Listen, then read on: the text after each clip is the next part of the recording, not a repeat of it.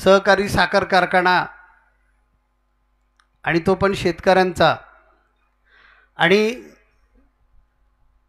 तो आजारी अवस्थेतला साखर कारखाना आमचे अभिमन्यू पवार त्याला ऊर्जित अवस्थेमध्ये आणतायत, त्याला एक वेगळ्या प्रकारचं चैतन्य देत आहेत आणि तो चालू करतायत.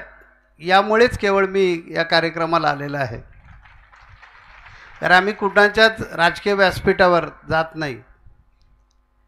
आध्यात्मिक कार्यक्रम असेल, मंदिराचं उद्घाटन असेल, मंदिराचा पायाभरणी कार्यक्रम असेल तर जरूर येतो, परंतु अभिमन्यू पवार यांचं आणि आमचं नातं थोडं वेगळं आहे.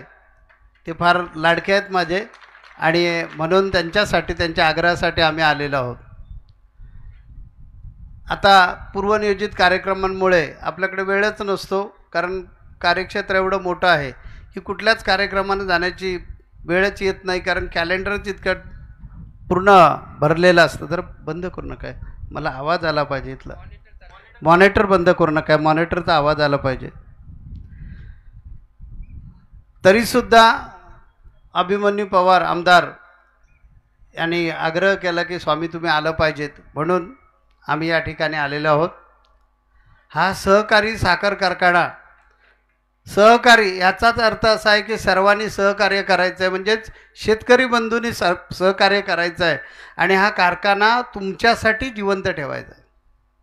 हे दायित्व मला वाटतं तुमचं आहे सर्वांचं. आमदार साहेब जे आहेत, हे आमदार साहेब आपल्या पद्धतीनं प्रयत्न करतील. त्यांनी शब्द सगळ्यांच्या देखत दिलेला आहे की तो आम्ही पारदर्शकरित्या चालवू. कुठलंही ज्यावेळेला मिशन आपण सक्सेस करत असतो त्यावेळेला त्याच्यामध्ये जी पारदर्शकता असते, ती पारदर्शकताच आपल्याला खऱ्या अर्थानं विजयश्री खेचून घेऊन येत असते.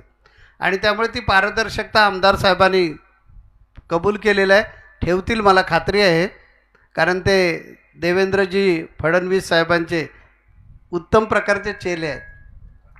देवेंद्रजी फडणवीस साहेब जे आहेत त्यांच्याने आमचं दोघांचे एक विशेष प्रेम आहे. परवा 21 ऑक्टोबरला कुणालाही माहिती नाही, रत्नागिरी जिल्ह्यामध्ये BJPच्या कुठल्याही जिल्हा अध्यक्षाला किंवा त्यांचे जे पदाधिकारी आहेत त्यांना कुणालाच माहिती नव्हतं, आणि देवेंद्र फडणवीस गुपचूप उठले आणि आमच्या वाढदिवसानिमित्त आले. तर अशा प्रकारचं त्यांचे विशेष प्रेम आहे. तसंच प्रेम आमच्या अभिमन्यू पवार यांच्यावर त्यांचं आहे, आणि त्यामुळे त्यांनी भरघोस मदत केल्यामुळे, ते ठामपणे अभिमन्यू पवारांच्या पाठीमागे उभे राहिल्यामुळे हा जो सहकारी साखर कारखाना जो आहे तो आजारी असलेला साखर कारखाना आता तारुण्याकडे जातो आहे असं मी म्हणेन, किंवा संजीवनी घेऊ पाहत आहे. तर याला सर्वांना यासाठी सर्वांनी, शेतकऱ्यांनी त्याच्यासाठी सहकार्य करणं गरजेचं आहे.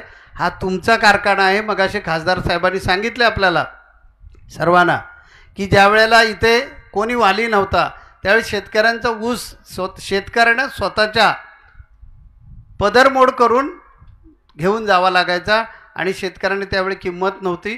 तर खासदार साहेब, त्यानंतर आमदार साहेब, अजून त्यांच्याबरोबर दुसरे पण आमदार साहेब आहेत, चौगुले साहेब, यांनी सगळ्यांनी सहकार्य करून हा साखर कारखाना तुमच्या मालकीचा उभा करतायत.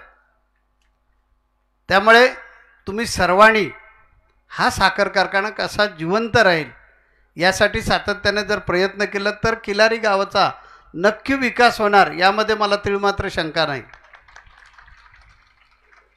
या नुसत्या किलारीचाच नाही तर पूर्ण औसा तालुक्याचा त्याच्यामुळे विकास होऊ शकतो, कारण साखर कारखान्याबरोबर अनेक जी उपप्रोडक्ट आहेत जी आमदार साहेबांनी सांगितली, त्यामुळे अनेकांना उद्योगधंदे मिळतात. प्रत्यक्ष अप्रत्यक्ष प्रत्येक कुटुंबाला एक हातभार लाभत असतो, आणि म्हणून याच्यामध्ये कुठल्याही प्रकारचं पॉलिटिक्स न आणता, राजकारण न आणता हा कारखाना आमच्यासाठी आहे, तो आम्ही उभा केला पाहिजे आणि हे आमचं कर्तव्य लागतं. अशा प्रकारे जर तुम्ही सर्व शेतकऱ्यांनी या कारखान्याच्या पाठीमागे उभे राहिलात, कारण कमी नाही शेतकरी, मला कळलं की 20,000 सभासद या कारखान्याचे आहेत, म्हणजे तशी सामान्य ताकद नाही आहे. गोवर्धन उचलण्यासाठी जसं सगळ्या सोंगाड्याने हात लावला, अभिमन्यू पवार कृष्ण असतील त्यातले, आणि तो गोवर्धन जसं उचलू शकले तशा प्रकारे तुम्ही जर सर्वांनी सहकार्य केलं तर नक्की हा कारखाना जो आहे हा त्याचा पुन्हा गतवैभव त्याला प्राप्त होईल आणि एक संजीवनी घेऊन हा कारखाना उभा राहील. आणि आमचे औसेकर बाबा गुरु महाराज येऊन गेले ते आम्ही दोघेही या कार्यक्रमासाठी आलेलो आहोत. तर त्याचा आपण सर्वांनी एक आदर राखून या कारखान्याच्या पाठीमागे विशेष म्हणजे अभिमन्यू पवारांच्या पाठीमागे आपण उभं राहिलं पाहिजे. कारखान्याच्या निमित्तानं सुद्धा आणि त्यांच्या आमदारकीच्या निमित्तानं सुद्धा उभं राहिलं पाहिजे. ते निवडून आले पाहिजेत पुढच्या इलेक्शनमध्ये, तर ह्याचा विकास नक्की होईल. आणि ते देवेंद्रांच्या जवळ असल्यामुळे नक्की मंत्रिपद गळ्यात पाडून घेतील आणि आपल्या या भागाचा विकास करतील. देवेंद्रजींना आम्ही पण सांगू अधिकारवाणीनं की त्यांना मंत्री केलं पाहिजे, कारण या भागाचा विकास जर व्हायचा असेल तर हातामध्ये सत्ता असावी लागते आणि ती सत्ता जर आपल्याकडे असेल तर नक्की आपल्या गावाचा विकास, आपल्या भागाचा विकास होऊ शकतो. अभिमन्यू पवार यांच्याकडे पाहिल्यानंतर अशी एक जाणीव होते, एक आनंद मिळतो की त्यांच्याकडे एक दृष्टी आहे. ते दृष्टी घेऊन चाललेले आहेत आणि त्यामुळे नक्की या विभागाचा ते विकास करतील यामध्ये मला तिळमात्र शंका नाही. आता त्याच्यासाठी मिळालेले जे अधिकारी वर्ग आहेत, MD वगैरे जे मिळालेले आहेत, त्यांनी या कारखान्यासाठी आपलं मन आणि तन या दोन्ही गोष्टी त्याच्यामध्ये समर्पित करून या कारखान्याचं नाव उज्ज्वल करावं. सर्व शेतकऱ्यांनी या कारखान्यासाठी मदत करावी आणि हा आपला कारखाना आहे त्याप्रमाणे आपण आपला त्याच्यावर अंकुश ठेवावा. तुम्हाला सर्वांना माझा आशीर्वाद आहे. आपल्याला सर्वांना सुख, संपत्ती, समृद्धी, ऐश्वर प्राप्त हो असा मी आशीर्वाद देतो आहे आणि माझ्या विषयाकडे वळतो. कारण मला भाषण करण्याची सवय नसल्यामुळे मी मोडकं तोडकं बोललेलं आहे, आपण समजून घ्यावं. आजचा हा जो विषय आहे तो गळीत जो हंगाम आहे त्याचा उद्घाटन करणं आणि त्याच्यासाठी आम्ही आलेलो आहोत. त्यामुळे प्रवचन करणे वगैरे या ह्याच्यामध्ये नाही आहे, कारण आमच्याबरोबर जी साथ संगत असते ती आणता येणार नाही. आम्ही गोव्याला होतो.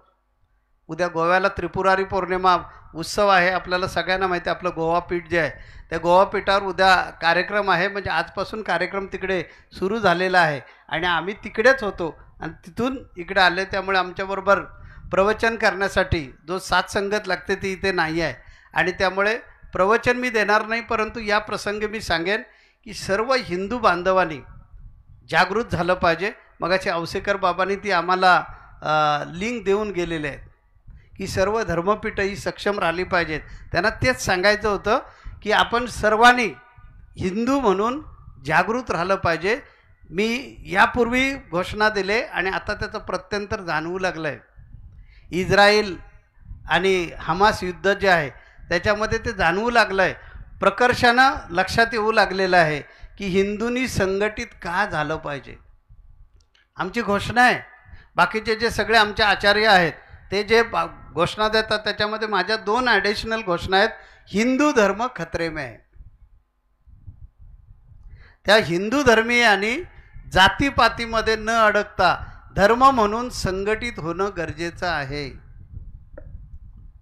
संत जे सांगत असतात ते भूतकाळ, भविष्यकाळ आणि वर्तमान काळ ह्या तिन्ही काळांचा अभ्यास करून सांगत असतो आम्ही. आणि म्हणून तुम्ही सर्व हिंदूंनी संघटित व्हा.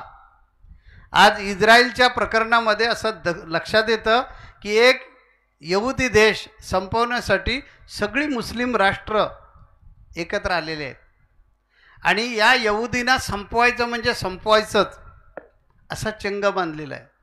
परंतु त्यांचे राष्ट्रप्रेम, राष्ट्रभक्ती यामुळे एवढी सगळी राष्ट्र त्यांच्या विरुद्ध असतानासुद्धा ते ठामपणे, खंबीरपणे आज पाय रोवून उभे आहेत.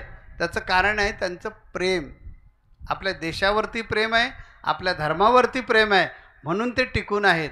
नाहीतर ह्या हमास युद्धामध्ये जर पाहिलं तर हमास, हुती, त्यानंतर हिजबुल ह्या ज्या संघटना आहेत हे वेगळ्या मुस्लिम राष्ट्राच्या ज्या संघटना आहेत आणि त्यांना या यहुदींना संपवायचं आहे. तोच प्रकार आपल्या देशामध्ये छुपेपणानं चालू आहे. बरेच वर्षापासून चालू आहे.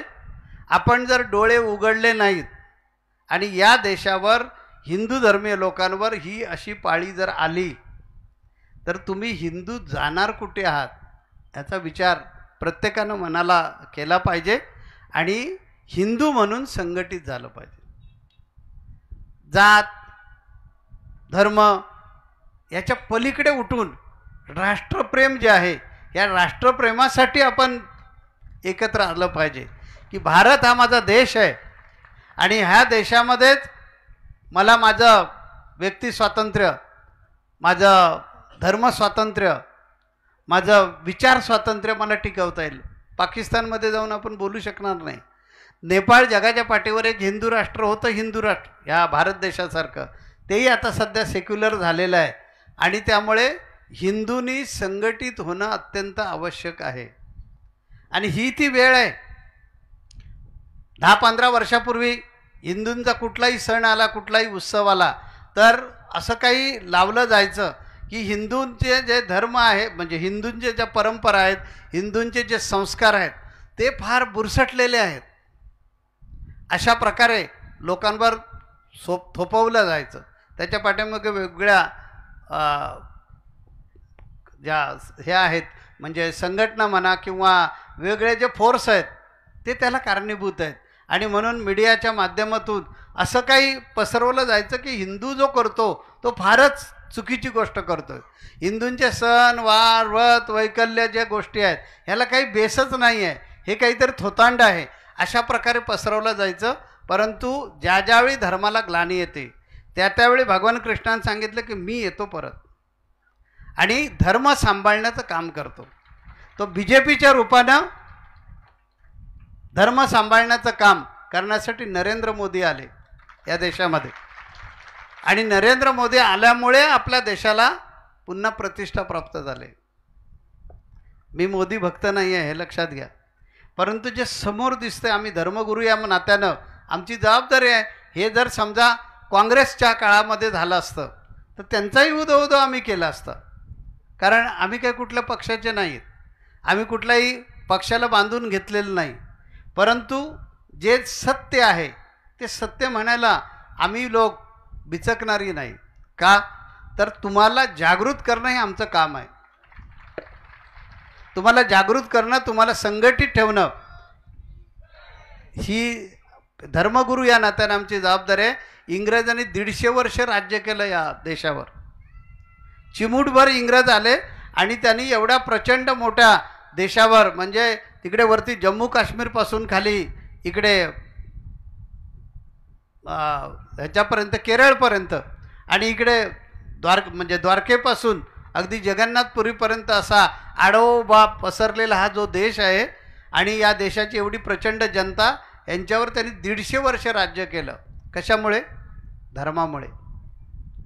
त्यांचे पोप आले, त्यांचे पादरी आले आणि आपल्या श्रद्धांचा आपल्या भावनांचा बरोबर त्यांनी फायदा उचलला आणि ख्रिस्तीकरण करण्याचं काम सुरू केलं. आजसुद्धा ते चालू आहे आपल्या देशामध्ये. हे अतिशय शांतपणे काम चालू आहे आणि ते आपल्या कुणाच्याही लक्षात येत नाही आहे. त्याचाच भाग म्हणून आज आंदोलन सुरू झालेलं आहे पालघर या ठिकाणी, की त्याचाच भाग म्हणून हे जे आदिवासी लोक आहेत या आदिवासी लोकांना बिघडवण्याचं काम काही संघटना आणि काही विचाराचे लोक काम करत आहेत आणि या आदिवासी लोकांच्या बरोबर अज्ञानाचा फायदा घेत आहेत आणि त्यांना सांगतात की तुम्ही आदिवासी आहात, तुम्ही हिंदू नाही आहात, तुमचा आणि हिंदू धर्माचा काहीही संबंध नाही आहे. त्यामुळे त्यांनी ख्रिश्चन धर्म स्वीकारला आहे. उपासना पद्धती ज्या आहेत त्या उपासना पद्धत ख्रिस्ती करून टाकलेले आणि फायदा मात्र आदिवासींचा घेत आहेत. ह्या आदिवासींना गव्हर्नमेंटनी किंवा कलम 340 जे आहे भारतीय संविधानातलं, हे कलम 340 काय सांगतं की हे आदिवासी आहेत, त्यांच्या प्रत्येकाच्या एक विशेष परंपरा आहेत, त्यांचे संस्कार आहेत, त्यांची संस्कृती आहे. हिचं जतन करण्यासाठी भारतीय संविधानामध्ये कलम 340च्या माध्यमातून त्यांना सुविधा दिलेल्या आहेत, त्यांना आरक्षण दिलेलं आहे. तर ह्या आरक्षणाचा उपयोग ही मंडळी बरोबर घेतात आणि आपलं नाव बदलत नाहीत, फक्त उपासना पद्धती बदलून टाकतात, ख्रिश्चन होत आहेत आणि हळूहळू ख्रिश्चन होऊन हा धर्म जो आहे तो खिळखिळा करण्याचं काम चालू झालेलं आहे. या देशामध्ये जिहादच्या नावाखाली किंवा लव जिहादच्या नावाखाली हिंदू मुस्लिम मंडळी आपल्या मुलींना प्रलोभनं लावून आपल्या धर्मातून बाहेर घेऊन जाण्याचं काम चालू केलेलं आहे. असे अनेक प्रकारचे आघात या देशामध्ये चालू आहेत. आपल्या देशामध्ये आपल्या हिंदू धर्माचं जे शिक्षण दिलं पाहिजे, आमदार साहेब, शाळा कॉलेजमध्ये आपलं जे वैदिक सनातन तत्त्वज्ञान आहे ते शिकवणं गरजेचं आहे. कारण आपण किती विज्ञानाच्या गप्पा मारल्या आणि किती आपण विज्ञानवादी झालो तर आपण स्पर्धक बनू, पण माणूस म्हणून नाही जगणार, माणूस म्हणून नाही होणार.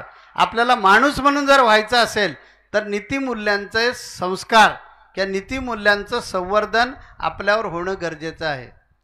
आज आपल्या घरामध्ये आध्यात्मिक परंपरा आहे. आपल्या गुरुवर्यां म्हणजे आपल्या पूज्य पिताश्रेणी आपल्यावर ते संस्कार केलेले आहेत.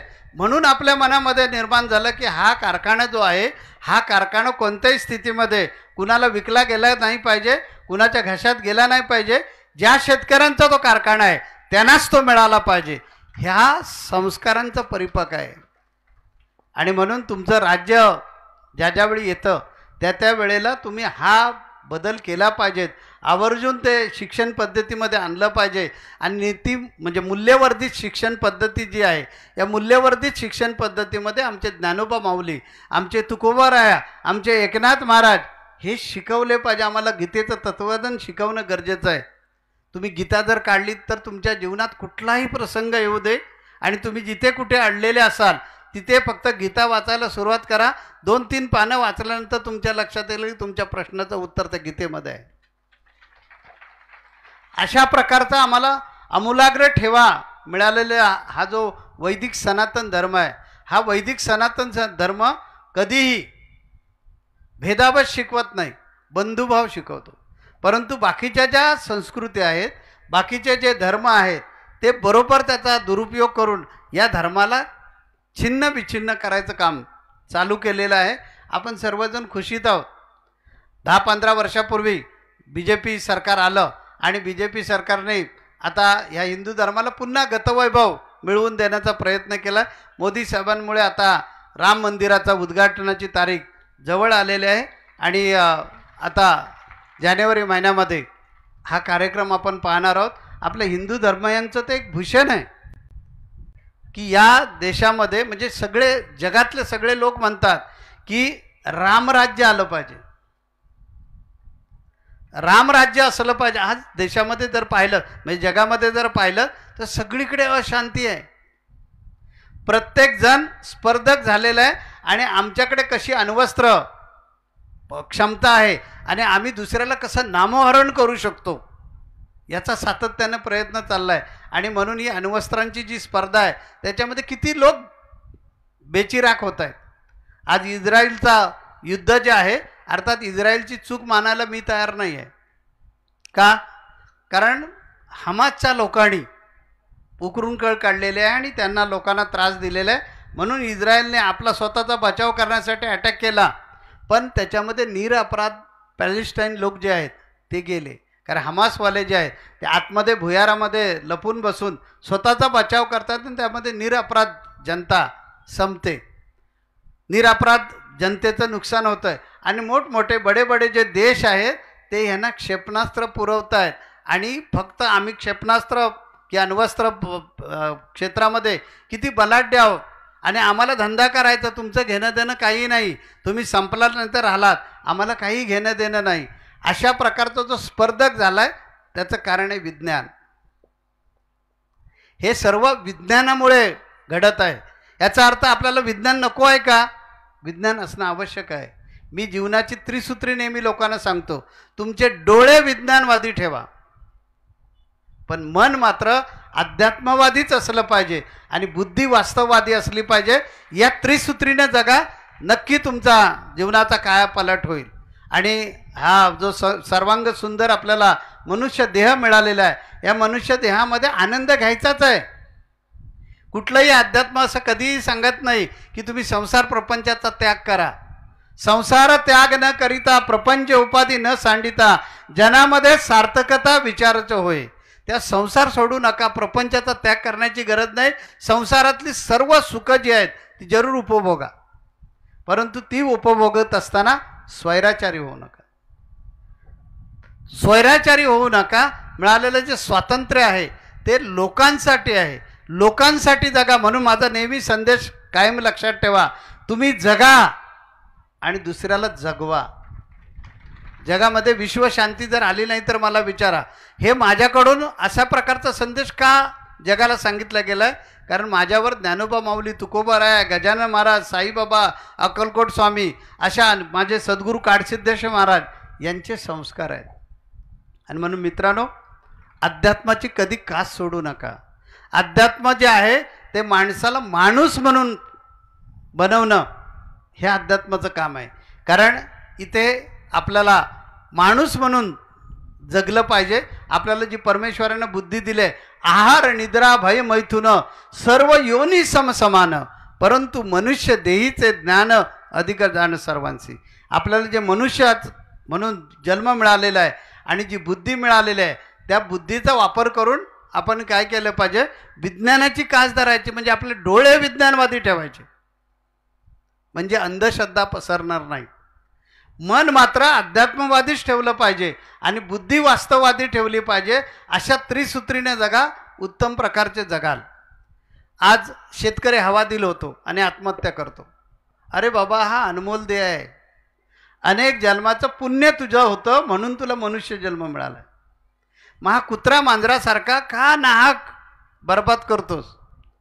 देवाच्या देवावर सुद्धा कर्ज आहे. बालाजीवर कर्ज आहे म्हणून तर हुंडी बांधतात ना. देवाच्या देवावर कर्ज आहे, तर तुम्ही आम्ही काय? आपल्यावर का कर्ज होतं? तर नियोजनाचा आपला अभाव आहे. आपण फक्त कर्ज घेतो, पण ते कर्ज घेतल्यानंतर कसं फेडणार त्याचं आपल्याकडे नियोजन नाही आहे.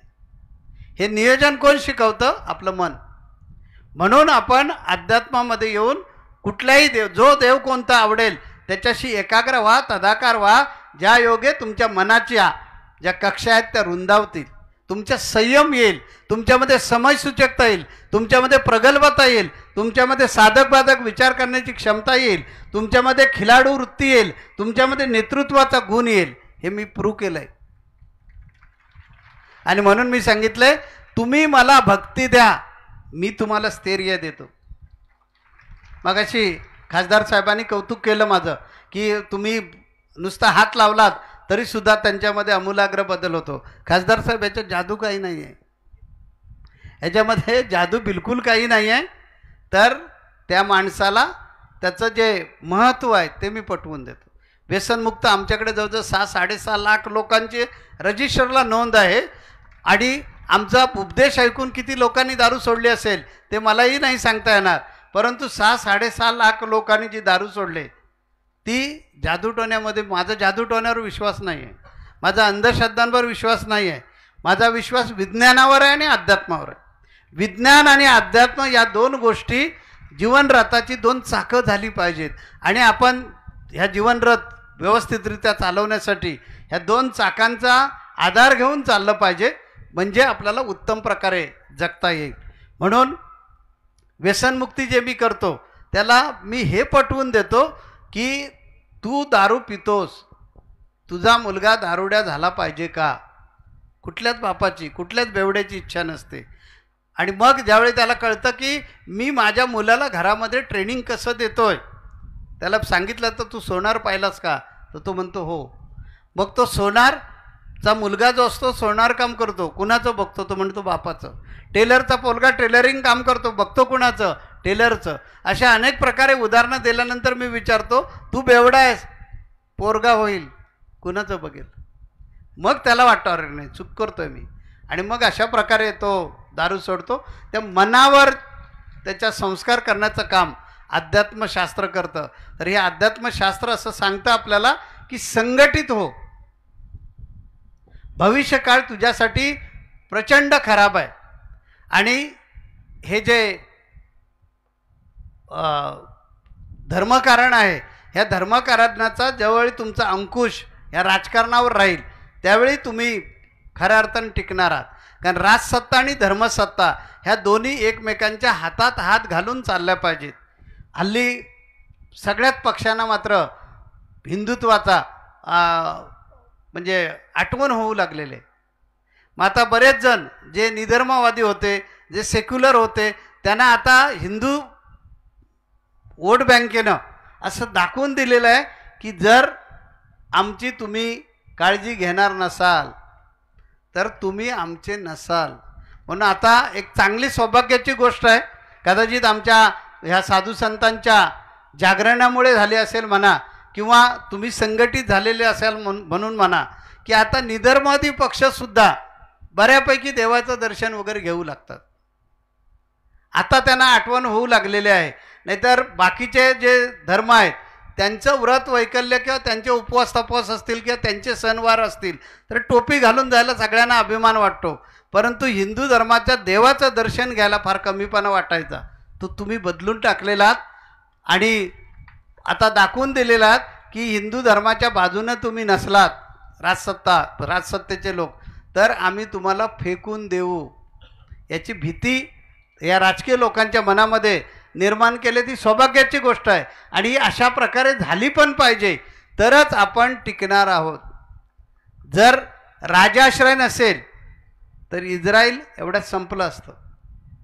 पण राजकीय पक्षाला, तिथल्या राजकीय पक्षाला कल्पना आहे यहुदींचा आपण जर सांभाळ करू शकलो नाही तर आयुष्यामध्ये तिथला जो नेत्याचा जो पक्ष आहे किंवा ते सरकार जे आहे ते आयुष्यात कधी उभं राहणार नाही. हे त्यांना भीती असल्यामुळे आज अनेक मुस्लिम राष्ट्रांबरोबर पंगा घेऊन ते आपल्या देशाचं रक्षण करतायत, आपल्या देशाच्या लोकांचं जास्तीत जास्त रक्षण करतायत. याचं कारण काय? धर्मसत्तेचा अंकुश आहे. आणि म्हणून तुम्ही सर्वांनी आपल्या धर्मसत्तेचा अंकुश या सर्वच राजकीय पक्षांवर ठेवला पाहिजे. मी असं नाही म्हणणार की अभिमन्यू पवारांवर ठेवू नका म्हणून, त्यांच्यावरही असला पाहिजे, कारण त्यांनी आमचा जो धर्म आहे त्या धर्माच्या बाजूला उभं राहिलंच पाहिजे. आमचा हिंदू धर्म जो आहे हा कधीही कुठल्याही धर्माचा अपमान करत नाही, कुठल्याही धर्माकडे दुश्वासानं पाहत नाही, कुठल्याही धर्माला कमी लेखत नाही. बंधुभाव हा आमच्या धर्माचा प्राण आहे. आणि अशा प्रकारचा धर्म जर या भारत देशामध्ये असेल तर या धर्माचं जर मतं हवी असतील तर या धर्माचं सुखदुःख समजून घेणारे पक्ष जे आहेत त्यांनी विचार केला पाहिजे. जे आमच्या धर्माचा विचार करतील ते नक्की आमच्यावर राज्य करतील. कारण आम्ही लोक काही जाऊन मंत्रालयामध्ये बसणार नाही आहे की आम्ही मंत्री होणार नाही. मंत्री तुम्हीच लोकांनी व्हायचं आहे. परंतु आमच्या धर्माची कास धरली तरच आम्ही लोक तुमच्या पाठीशी राहू, अशा प्रकारचा चंग बांधा. कारण भविष्यकाळ जो आहे तो फार अडचणीचा ठरणार आहे आणि आपल्याला या देशातून परागंदा होण्याची पाळी येईल. जसं पॅलेस्टाईन लोक, त्यांना कोणच वाली नाही आहे. हे हमास त्याच्यामध्ये घुसलेले आहेत. हमास म्हणजे अतिरेकी लोक त्या पॅलेस्टाईन देशामध्ये घुसलेले आहेत. त्या पॅलेस्टाईन देशाच्या जे पदाधिकारी आहेत किंवा गव्हर्नमेंटचा त्यांचा माणूस आहे तो दुसऱ्या देशात आहे. मला वाटतं त्यांचा राष्ट्राध्यक्ष आहे ना, हां, तो दुसऱ्या देशामध्ये. इतकी वाईट परिस्थिती या अतिरेकी लोकांनी निर्माण केलेली आहे आणि पॅलेस्टाईन लोक भरडले जात आहेत. परंतु इस्रायल हे एका धर्मामुळे, यहुदी धर्मामुळे टिकून आहेत हे लक्षात घ्या. आणि संपूर्ण जग त्यांना वाकवण्याचा प्रयत्न करत आहेत, परंतु त्यांची जी धर्माची निष्ठा आहे या धर्माच्या निष्ठेमुळे ते टिकलेले आहेत. तर आजच्या प्रसंगामध्ये मी आपल्याला हेच सांगेन की भविष्यकाळ आम्हाला फार धोकादायक वाटतोय. जगामध्ये कुठलंही राष्ट्र हिंदू राष्ट्र राहिलेलं नाही. हे सुद्धा राष्ट्र जे आहे हे राष्ट्र निधर्मवादी राष्ट्र आहे, सेक्युलर राष्ट्र आहे. आणि महत्त्वाचं म्हणजे आम्ही धर्म मानत नाही, पण इलेक्शन आलं की मात्र बघतो कुठल्या जातीचा उमेदवार उभा केला पाहिजे, कुठल्या एरियात उभा करायचा आहे तर अमुक अमुक. अरे इथे मराठ्यांची वस्ती आहे मग तिथे मराठा उमेदवारच पाहिजे, तिथे ब्राह्मणांची वस्तू आहे मग तिथे ब्राह्मणच उमेदवार पाहिजे. मग तुम्ही जर सर्वजण सेक्युलर आहात तर सगळ्यांवर सारखं प्रेम करा. आम्ही असं नाही म्हणणार की तुम्ही सेक्युलर आहात तर तुम्ही धार्मिक व्हा, परंतु सेक्युलरपणा सगळ्यांसाठी सारखा ठेवा ना. लांगून चालन करून हिंदू धर्माला संपवू नका. आणि जर असं तुम्ही संपवणार असाल तर आम्ही हिंदू संघटित होणार आणि आमच्या वोट बँकेची ताकद तुम्हाला जरूर दाखवणार. तेव्हा तुम्हाला सर्व हिंदू बांधवांना धर्मगुरू या नात्यानं हा उपदेश दिलेला आहे. कदाचित व्यासपीठ चुकीचं पण असू शकेल, परंतु धर्मगुरू या नात्यानं मी माझं काम केलेलं आहे. तुम्ही सगळ्यांनी संघटित व्हा आणि अभिमन्यू पवारांच्या पाठीशी उभे राहा. माझा आशीर्वाद त्यांना पण आहे आणि तुम्हाला पण आहे. आणि माझं जे म्हणजे भाषण पद्धतीनं जे काही उद्बोधन केलं आहे ते आपण सर्वजण गोड मानून घ्याल अशी आशा बाळगतो आणि मी या ठिकाणी आपली रजा घेतो. श्री गुरुदेव.